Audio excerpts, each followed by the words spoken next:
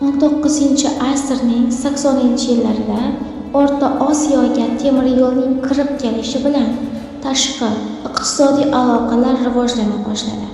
Buxoro amirligi ham Rossiya va Kavkazorda mamlakatlari bilan savdo ayirboshlash ishlarini temir yo'llar orqali amalga oshirar edi. Buxoro amirligida ilk temir yo'l vokzali Kogon shahrida qurilgani sabab Amir Abdulahadxon aynan temir yo'lga yaqin bo'lgan joyda o'zgacha, o'ziga xos, mahobatli saroy qurishni amr etadi. 20-asrning boshlarida qurilgan mazkur saroy hanuzgacha Amir saroyi nomi bilan yuritib kelinmoqda. Hujjatlarda yozilishicha, ushbu saroy qurilishiga 300.600 rubl miqdorida mablag' sarflangan ekan. Ushbu saroyning qurilishida asosan Yevropa me'morchiligi yetakchilik qiladi. Saroy asosan 2 qavatdan iborat bo'lgan, 3-qavat esa xavfsizlik vazifasini bajargan. Saroy atrofini o'rab turgan bog' bilan birga 4 gektarni tashkil etadi.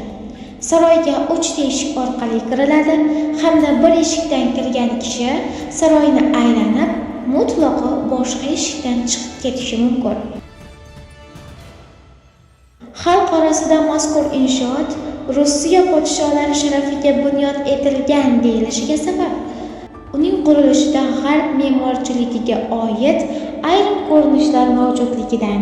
Biroq inshootning 2-qavatdagi ayvonlar va kirish eshigi tepasida alifbosida yozilgan Qur'on oyatlarining borligi saroyning mutlaqo sharq madaniyatiga xosligini ifodalaydi.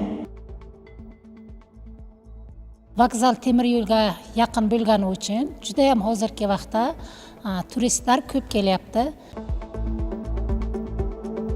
Bu yerga juda ham xonalari ko'p, 20 ga yaqin xonalari bor va juda chiroyli devorlari naqshkorlik qilingan. Qurilganiga 100 yildan oshgan bino turli tabiiy va texnogen ta'sirlar natijasida nurab, ayrim devorlari darz ketgani sabab saroy rekonstruksiya ishlariga muhtoj holatga kelib qolgan.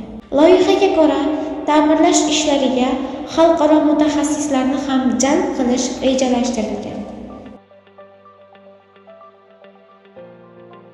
Tarixning bizga eng yaqin elchilaridan biri bo'lgan mazkur saroy tez kunlarda ta'mirlanmasa, uning devorlariga jiddiy shikast yetishi mumkin. Asal Hamidovna, Buxoro uchun maxsus.